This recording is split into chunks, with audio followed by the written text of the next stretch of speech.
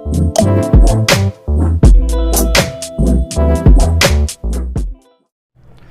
Students, मेरा नाम है यश पंडित और मैं एक बार फिर से आपका स्वागत करता हूं हमारे चैनल ट्रिकी इकोनॉमिक्स में। बेटा, हमारी ये जो सीरीज चल रही है बेसिकली उन बच्चों के लिए जो इस साल अप्रैल में अपने बोर्ड एग्जाम को देने वाले हैं। इस सीरीज में हम class 12th macro economics term 2 के सभी टॉपिक्स को कवर करेंगे। आगे बढ़ते हुए आज हम शुरू करते हैं अपने अगले चैप्टर को। हमने प्रीवियस क्लास में basic concept of national income को कवर कर लिया था और साथ ही साथ उसी में इंट्रोडक्शन ऑफ मैक्रो इकोनॉमिक्स को भी कवर कर लिया है। आज हम लोग आगे बढ़ेंगे और सीखेंगे national income and related aggregates. क्या होती है नेशनल इनकम और क्या होते हैं रिलेटेड एग्रीगेट। बेटा, अगर हम कॉन्सेप्ट ऑफ नेशनल इनकम को समझे तो नेशनल इनकम की जो डेफिनेशन हमें मिलती है वो क्या कहती है? National income is the sum of total factor income. यहां पर गौर करिएगा इन दो टर्म पे। एक factor income earn by the normal resident of a country during the period of an accounting year. बेटा, एक कंट्री के नॉर्मल रेसिडेंट ने जो भी फैक्टर इनकम अर्न करी है एक अकाउंटिंग ईयर में, वो हमारी नेशनल इनकम है। देखिए, यहां पर अगर हम इस ऑब्जर्वेशन को और डीप लेके चलें तो हमें पहले समझना चाहिए किसको? फैक्टर इनकम को। और दूसरा हमको समझना चाहिए बेटा नॉर्मल रेसिडेंट। बेटा, जब मैं बात करूं फैक्टर इनकम की तो बेटा याद रखो, जो भी इनकम फैक्टर ऑफ सर्विसेज के बदले में मिल रही है, यानी कि जैसे हम लोगों ने सर्कुलर फ्लो में क्या डिस्कस किया था, एक हाउस होल्ड सेक्टर, एक प्रोड्यूसर सेक्टर। प्रोड्यूसर सेक्टर इनको house hold sector producer sector को सर्विस दे रहा है, इसके बदले में ये फैक्टर ऑफ पेमेंट कर रहा है प्रोड्यूसर सेक्टर। तो हाउस होल्ड सेक्टर के लिए क्या है? फैक्टर ऑफ इनकम है या नहीं? तो फैक्टर ऑफ इनकम को आप क्लासिफाई कर सकते हैं सीओई में, जैसे कंपनसेशन, पूरा लिख देता हूं मैं। बेटा, फैक्टर इनकम को आप क्लासिफाई कर सकते हैं compensation of employees, rent, interest, royalty etcetera. Clear? अगर कोई भी फैक्टर ऑफ सर्विस के बदले में, यानी कि आप किसी को कोई सर्विस दे रहे हैं और उसके बदले में आपको जो इनकम हो रही है, जैसे आप प्रोड्यूसर सेक्टर को, अब हम हाउस होल्ड सेक्टर को देखें तो वो प्रोड्यूसर सेक्टर को फैक्टर ऑफ सर्विस प्रोवाइड करा रहा है, जैसे एक लैंड दे रहा है, लेबर दे रहा है ना। और इसके बदले में प्रोड्यूसर सेक्टर उसको क्या कह रहा है? वो सैलरी दे रहा है, वेजेस दे रहा है, सोशल सिक्योरिटी स्कीम में कॉन्ट्रीब्यूशन बाय एम्प्लॉयर हो रहा है। क्लियर है? प्रॉफिट, रेंट, इंटरेस्ट, टैक्स, ये सब आपका इस फॉर्म में आएगा। और वहीं अगर हम बात करें कि भैया ये नॉर्मल रेसिडेंट क्या होता है, तो देखो नॉर्मल रेसिडेंट को आपको दो तरीके से समझना चाहिए। क्या? पहला तो एक ऑर्डिनरी रेसिडेंट,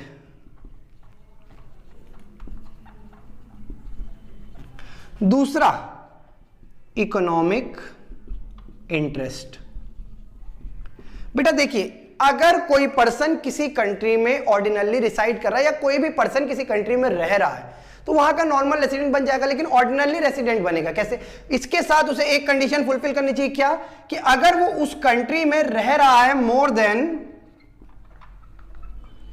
1 ईयर तो वो उस कंट्री का नॉर्मल रेसिडेंट बन जाएगा। और अगर वो मान लीजिए ये क्राइटेरिया नहीं, दूसरा क्राइटेरिया इकोनॉमिक इंटरेस्ट, मतलब consumption, production,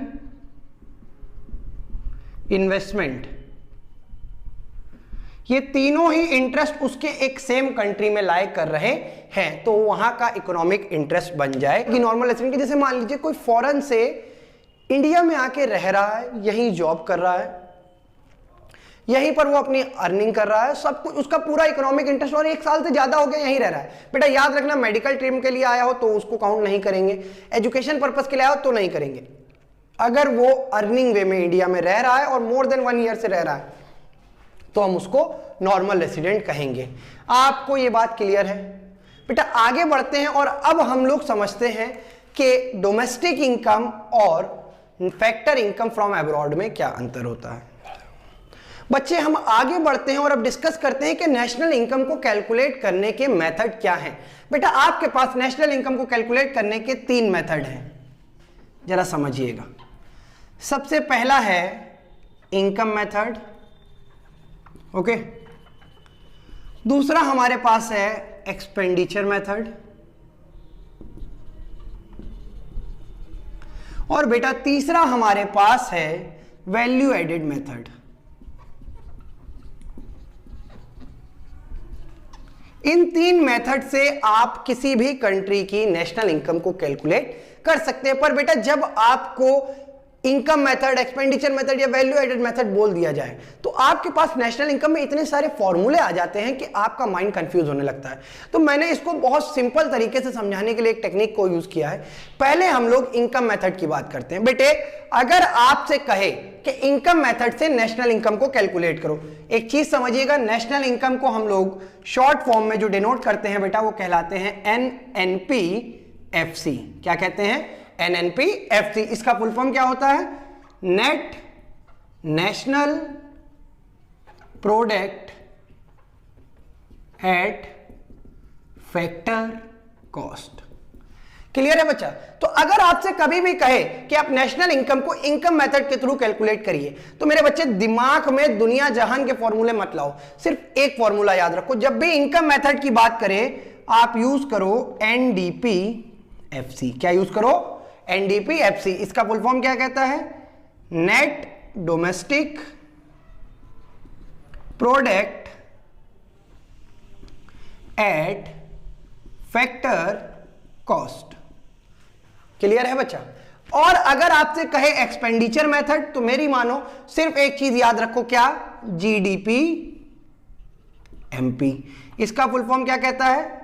gross domestic product at market price. ठीक है बेटा, अभी इनके फॉर्मूले भी डिस्कस करेंगे। फिर आगे बढ़े वैल्यू एडेड मेथड में, तो बेटा आप याद रखिए GVA-MP को। किसको याद रखिए? GVA-MP को। GVA-MP का फुल फॉर्म क्या होता है? Gross value added at market price. देखो आपको एक चीज मैं गारंटी से दे सकता हूं कि 40 नंबर में मिनिमम 5 नंबर का एक क्वेश्चन न्यूमेरिकल नेशनल इनकम से जरूर आएगा, क्योंकि पेपर अब की बार ऑब्जेक्टिव नहीं सब्जेक्टिव है। तो आपको फाइंड आउट करके दिखानी पड़ेगी, और मेरा ये चैलेंज है, अगर आप जिस तरीके से मैं बता रहा हूं समझ गए तो बेटा आपके 5 नंबर तो अभी कंफर्म हो जाएंगे नेशनल इनकम के। बिल्कुल गलती नहीं होगी, बहुत इजी तरीके से। देखिए अब हम लोग इन तीनों फॉर्मूलों को डिस्कस करते हैं कि इन तीनों के फॉर्मूले अभी समझिए, अभी मैं NNP-FC नहीं बता रहा हूं, इसके 3 मेथड हैं, और इन 3 मेथड में सबसे पहले आप या तो NDP, अगर इनकम की बात करेगा तो NDP, एक्सपेंडिचर की बात करें तो GDP-MP, और वैल्यू एडेड की बात करें तो GVA-MP निकाल सकते हैं। और याद रखिए GVA-MP का दूसरा नाम क्या है? इसको हम और कहते हैं GDP-MP भी। क्या कहते हैं? GDP-MP। याद रखिएगा GVA-MP का दूसरा नाम GDP-MP, यानी कि GVA-MP और GDP-MP सेम है। बेटा GDP की फुल फॉर्म आप सभी को पता है, ग्रॉस डोमेस्टिक प्रोडक्ट। इसको हिंदी में कहते हैं घरेलू सकल उत्पाद, यानी कि कंट्री की ग्रोथ मेजर करने के लिए जो एक इंडिकेटर यूज किया जाता है वो GDP ही होता है, कि हमारे देश में किस लेवल पे कितना प्रोडक्शन है और कितना ज्यादा प्रोडक्शन बढ़ रहा है। क्योंकि आजकल देखिए हमारा GDP बढ़ रहा है लेकिन गरीबी नहीं कम हो रही। क्यों? क्योंकि GDP जॉबलेस ग्रोथ करा रहा है। देखिए प्रोडक्शन बढ़ रहा है, क्यों? क्योंकि मशीनें लगती जा रही हैं, तो प्रोडक्शन हाई हो रहा है तो GDP बढ़ रहा है, लेकिन लोगों के पास एम्प्लॉयमेंट नहीं है। क्लियर है? तो अब हम लोग आगे बढ़ते हैं और डिस्कस करते हैं इन 3 के फॉर्मूलों को। तो सबसे पहली चीज बेटा आप इसका स्क्रीनशॉट ले लो, फिर हम लोग आगे बढ़ेंगे। तो बेटे अभी इनकम मेथड में हमने क्या सीखा? जब भी हमसे बोले कि नेशनल इनकम कैलकुलेट करके दिखाओ इनकम मेथड के थ्रू, हम यूज करेंगे NDP-FC को। किसको यूज करेंगे? NDP-FC को। अच्छा NDP-FC का फॉर्मूला क्या होता है? NDP-FC का फॉर्मूला आपसे कहता है कि आप ढूंढिए COE। क्या ढूंढिए? COE। जो क्वेश्चन आपको देगा, अभी मैं आपको इसके क्वेश्चन भी कराऊंगा, उसमें आप ढूंढिए COE। COE का full form compensation of employees, अभी मैं इसको लिख दूंगा, प्लस आप ढूंढिए OS, इसको हम कहते हैं ऑपरेटिंग सरप्लस, और फिर आप ढूंढिए बेटा मिक्स्ड इनकम। इन 3 चीजों को जोड़ दीजिए तो आपका बन जाएगा NDP-FC। ये बात क्लियर है? अभी भी नेशनल इनकम नहीं, अभी मैं सिर्फ NDP-FC बता रहा हूं। कोई भी ये मत समझना कि ये नेशनल इनकम है, नहीं। नेशनल इनकम को हम निकालेंगे किससे? NDP-FC को कन्वर्ट करके नेशनल इनकम में। अभी कन्वर्जन के लिए अलग खेल है, समझिएगा ध्यान से, बहुत आसान है। देखो COE फुल फॉर्म समझ लो जरा पहले तो क्या होती है? Compensation of employees. ठीक है। अच्छा, अब अगर मान लो हमें सीओई डायरेक्ट नहीं दी है तो हम क्या करेंगे? तो बेटा हम एक फॉर्मूला लगाएंगे जिसमें सबसे पहले हम ढूंढेंगे सैलरी को, फिर हम ढूंढेंगे वेजेस को, और फिर हम ढूंढेंगे social security schemes contribution by employers. एक चीज पे फोकस करिएगा बच्चा, अगर यहां एम्प्लॉयर की जगह एम्प्लॉय है तो आप उसको इस चीज में इंक्लूड नहीं करेंगे। क्यों? क्योंकि देखिए सोशल सिक्योरिटी स्कीम की बात यहां पर अगर हम करें तो हम आपको छोटा सा एग्जांपल देते हैं। ईपीएफ आपने सुना होगा, अकाउंट्स में भी टर्म आता है ना, एम्प्लॉयज प्रोविडेंट फंड या पब्लिक प्रोविडेंट फंड। देखिए क्या होता है कि एम्प्लॉय की सैलरी से कुछ पैसा कट के ईपीएफ में पड़ा रहता है, और जितना एम्प्लॉय की सैलरी से कटता है उतना ही कंट्रीब्यूशन एम्प्लॉयर भी करता है, ताकि जब वो एम्प्लॉय हमारी कंपनी से रिटायर हो तो उसको एक अमाउंट दिया जा सके एज अ रिटायरमेंट के लिए, बोनस समझ लीजिए, या रिटायरमेंट होने पर वो अपनी जीविका आगे कैसे चलाएगा, तो एक अमाउंट। इसलिए कहते हैं ना कट, कभी किसी मुझे भैया सैलरी कितनी है तो कहता है कट कुटा के, तो वो कट कुटाना यही है। ईपीएफ और जितने भी चीजें कटती हैं उन सब इंश्योरेंस वगैरह, ठीक है। तो एम्प्लॉयर अगर कंट्रीब्यूट कर रहा है तो उसको इंक्लूड करेंगे, लेकिन एम्प्लॉय को नहीं करेंगे। क्यों? क्योंकि वो एम्प्लॉय की सैलरी से कट के इंक्लूड हो रहा है बेटा, और एम्प्लॉय की सैलरी तो हम ऑलरेडी पूरी इंक्लूड कर रहे हैं, तो डबल काउंटिंग का आ जाएगा इफेक्ट। क्लियर है? इसीलिए एम्प्लॉयर का इंक्लूड होगा social security scheme contribution by employer, पर अगर social security contribution by employee है तो उसको इग्नोर कर दीजिएगा, उसका कोई काम नहीं है। क्लियर? इन तीन चीजों के बाद अगर हम बात करें ऑपरेटिंग सरप्लस की, किसकी? जिसको हम शॉर्ट फॉर्म में ओएस भी कहते हैं। तो ऑपरेटिंग सरप्लस के लिए आपको ढूंढना पड़ेगा बेटा rent plus interest plus profit, profit plus royalty. बेटा जब आप इन तीन चीजों को जोड़ देंगे, चार चीजों को, तो आपका ऑपरेटिंग सरप्लस आएगा। देखिए ऑपरेटिंग सरप्लस में भी आपको बेटा रेंट एज इट इज मिल जाएगा क्वेश्चन में, इंटरेस्ट मिल जाएगा, रॉयल्टी मिल जाएगा, लेकिन अगर कुछ नहीं मिलेगा तो वो है मेरे बच्चे प्रॉफिट। प्रॉफिट आपको कभी कभी एज इट इज नहीं देता, तो आप तीन चीजों को याद रखिएगा। पहला dividend plus corporation tax plus undistributed profit. अगर आप बच्चे इन तीन चीजों को जोड़ देंगे तो ये आपका क्या बनेगा? ये आपका बनेगा प्रॉफिट। क्या बनेगा?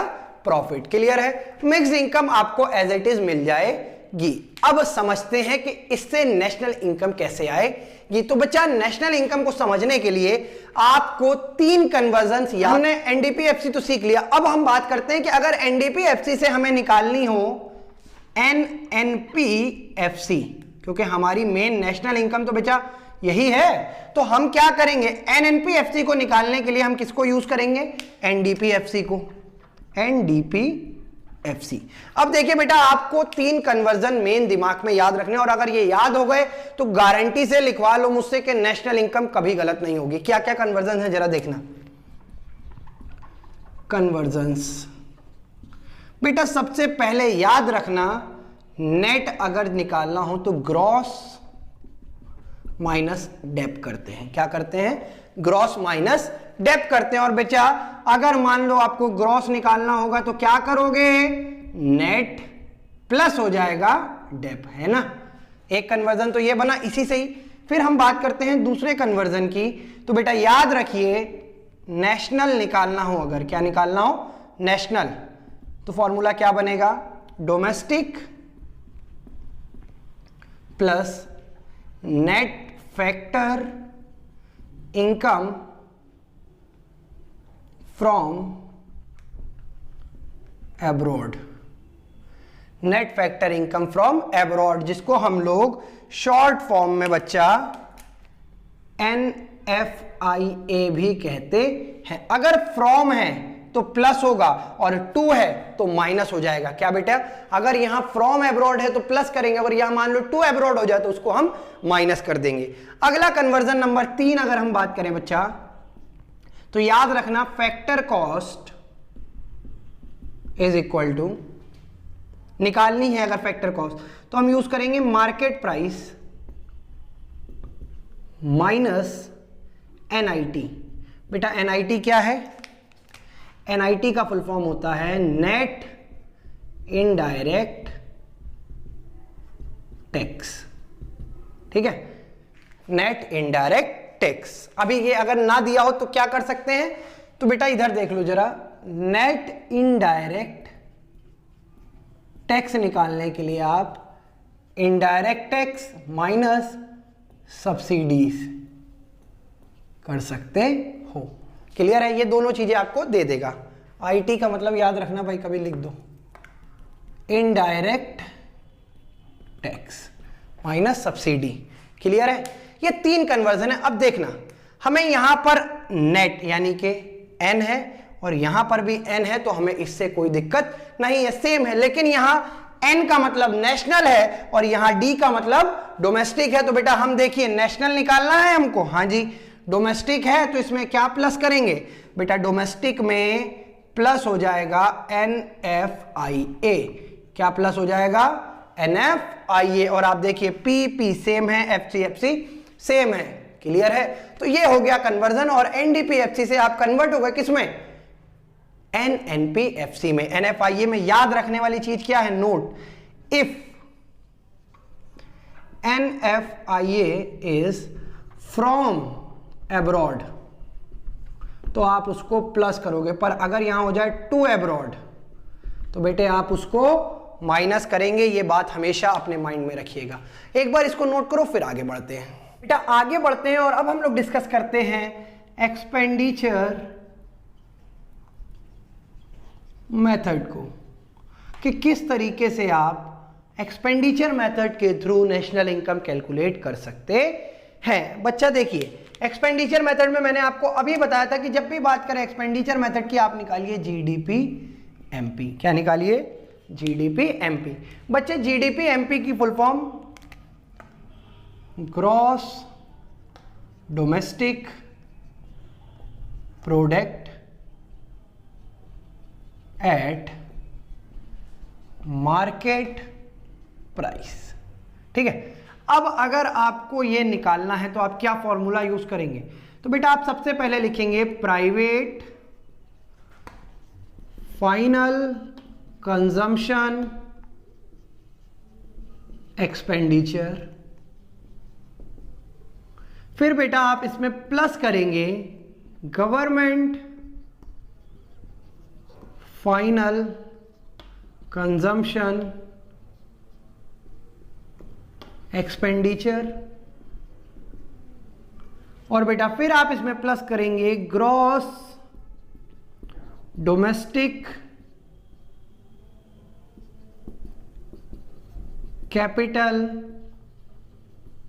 फॉर्मेशन। और फिर इसमें प्लस होगा नेट एक्सपोर्ट। बेटा अगर नेट एक्सपोर्ट नहीं दिया है तो आप निकाल सकते हैं कैसे? Export minus import.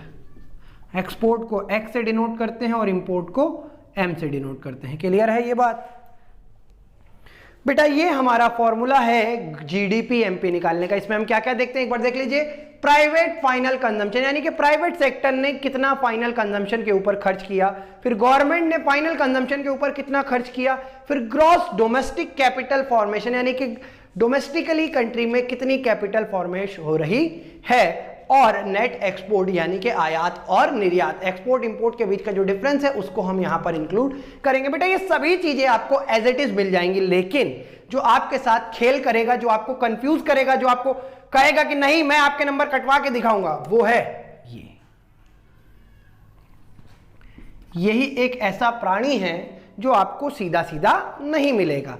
तो हम आपको इसका भी तोड़ बता दिए रहे। क्या? देखिए भैया, जब भी आपको ये चीज सीधी ना मिले, इसको मैं शॉर्ट फॉर्म में, याद रखिएगा, इसको हम शॉर्ट फॉर्म में GDCF यानी कि ग्रॉस डोमेस्टिक कैपिटल फॉर्मेशन बोल रहे हैं। ठीक है, अगर ये आपको सीधी सीधी नहीं दी है तो आपको ये 2 तरीके दे सकता है, 3 तरीके सॉरी। पहला तरीका क्या हो सकता है? हो सकता है आपको दे दे नेट डोमेस्टिक कैपिटल फॉर्मेशन, है ना। तो अगर आपको ये दे देता है नेट डोमेस्टिक कैपिटल फॉर्मेशन, तो आप क्या करेंगे? देखिए बेटा, नेट में प्लस कर दीजिए क्या? डेप। क्या प्लस कर दीजिए?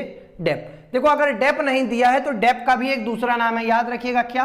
डेप का दूसरा नाम है कंजम्पशन ऑफ फिक्स्ड कैपिटल।